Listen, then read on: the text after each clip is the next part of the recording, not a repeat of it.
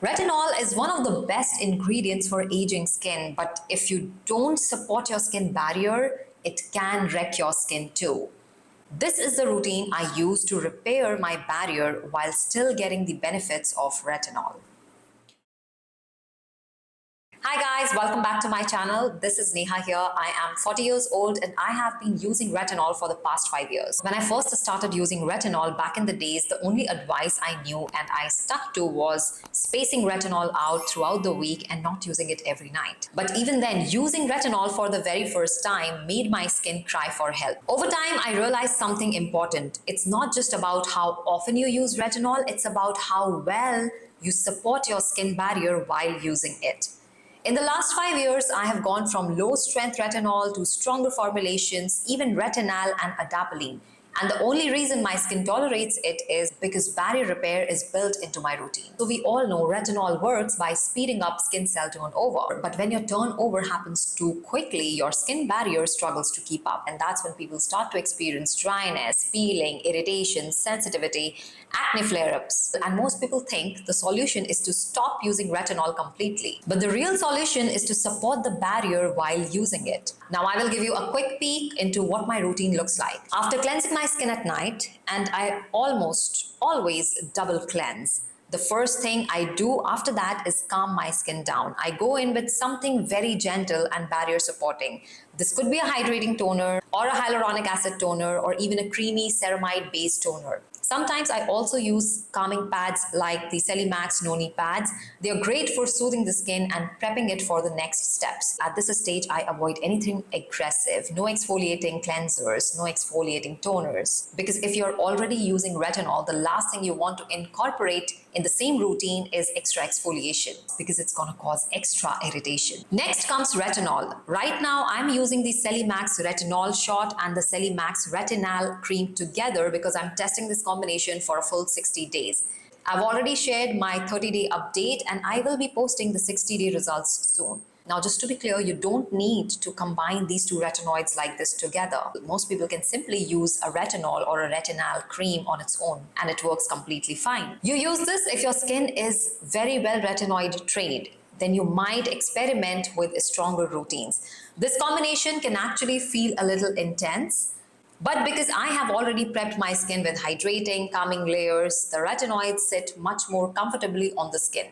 Another reason I like these formula is that both of them include peptides. The retinal cream even includes matrixyl and the retinol shot has a 9-peptide complex which supports the skin proteins and helps make the overall formulation feel a little more balanced. That said, even with peptides, retinoids formulation can still be irritating if you overdo them. And next comes the barrier repair cream. This is where most retinol routines fail. Instead of a light moisturizer, I go in with a true barrier repair cream.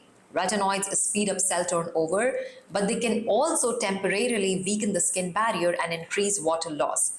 That's why many people experience dryness, irritation, or that tight, damaged skin feeling. Having said that, there are many studies and research supporting the fact that retinoids can temporarily weaken the skin barrier and increase transepidermal water loss. Barrier repair creams help fix that problem because they contain the same lipids your skin barrier is made of: ceramides, cholesterol, and fatty acids. These ingredients rebuild the lipid structure of the skin and help reduce transepidermal water loss while retinol is doing its job. So instead of fighting the irritation, you are still supporting your skin barrier while still using retinol. Now, since I started pairing retinols with true barrier repair creams, there are two big things that I have noticed. Number one, the irritation dropped significantly. I stopped getting those painful occasional breakouts that sometimes, even now, they happen, but very rarely. They could have been triggered more if my barrier was compromised and stressed.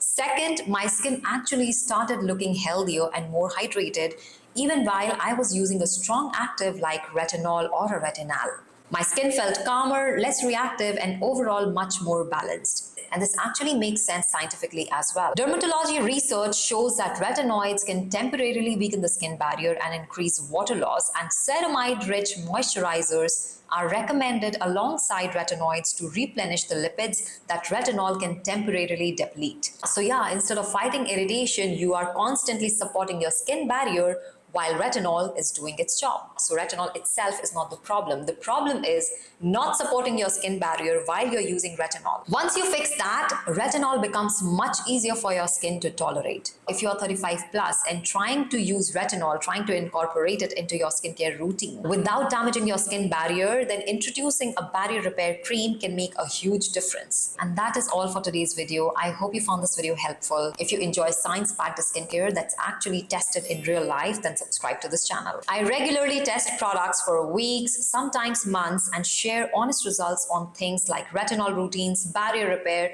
and a skincare that actually works for your skin in your late 30s and 40s. So if that's the kind of skincare content you're looking for, subscribe, and I'll see you guys in my next video. Until then, stay tuned, stay beautiful.